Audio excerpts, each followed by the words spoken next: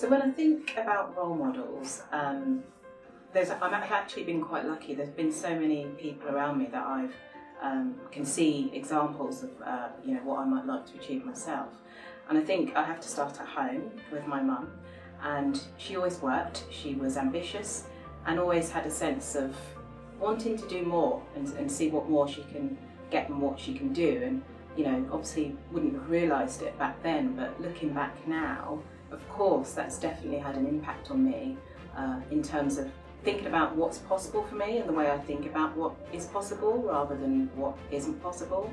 So that's definitely had an impact. And I think, looking to the workplace as well, I've had lots of people that I've been able to look at and see good examples of what good looks like.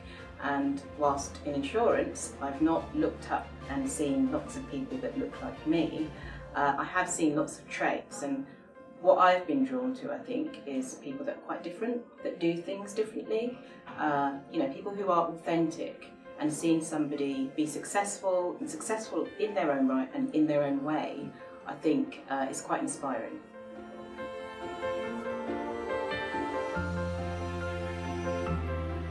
So I've never had a formal sponsor, so to speak, but I think for many people, sponsors, sometimes they're invisible.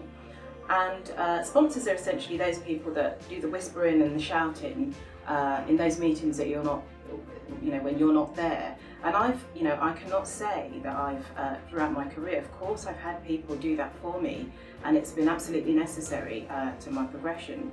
And one thing I think about sponsors is, you talk about sponsors and we always think about, the onus on them, what they have to do for other people. And what's not talked about so much is how you have to actually, showcase your work and put yourself forward to people around you that can be potential sponsors. And, that's very important when you think about progression, and has been important to me when I've thought about different people around me that, that could be potential sponsors.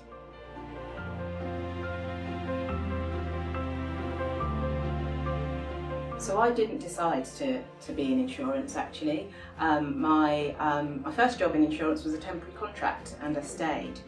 And I think when we think about attracting people to the industry, we often think about it as though it's a conscious decision by different people to come and work in a particular industry. But when you boil it down, actually, people just stay in teams that they like. And that's what happened to me. I came into an organisation and I was on a temporary contract, and they liked me and I liked them, so I was made permanent. And I stayed because I liked the team and I liked the people, and I saw progression in the organisation, and I liked what the organisation was doing. And I think that's really important when you think about where you stay where you like, right? You stay where you like the people, and sometimes that is as simple as that. I think pivotal moment for me, I can't think of any pivotal moments, but I think you also don't think about, I don't think about myself as being in insurance. It took a while for me to actually, stop and say, oh gosh, I'm still here in insurance, and I'm an insurance person, right? You kind of take that moment and you think, okay, so I'm here, I'm in this industry, how long do I want to stay, and what do I want to do with that? So that's as far as a pivotal moment I think I can share.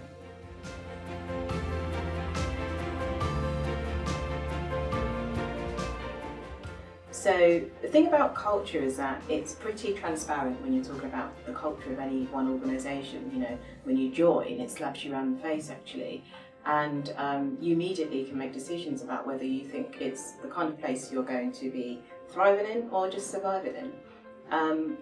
I think that you have to look at organisations, and you shouldn't have to change who you are to fit in. I think if you do, then you're probably in the wrong place. And I think for me, I've definitely been drawn to places where I think I like the people and I like the way they do things here. And I think if I was ever in a situation where I didn't, I probably wouldn't be there for too long.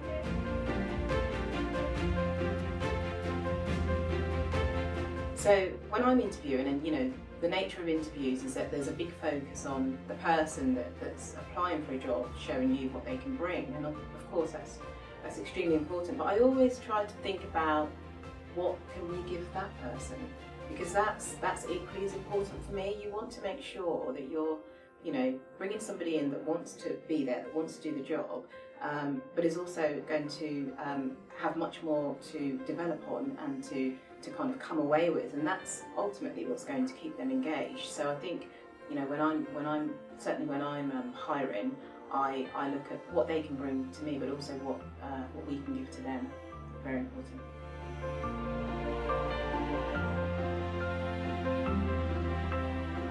So I don't wake up every day and think, what am I doing today to ensure my growth and development? I don't have time to. But I think there are certainly moments you look back and you might have a challenging project, and you look back afterwards and you think, what worked about that and what didn't, and what can I learn from that, and how to replicate that. And equally, if you've had a very successful project or situation even.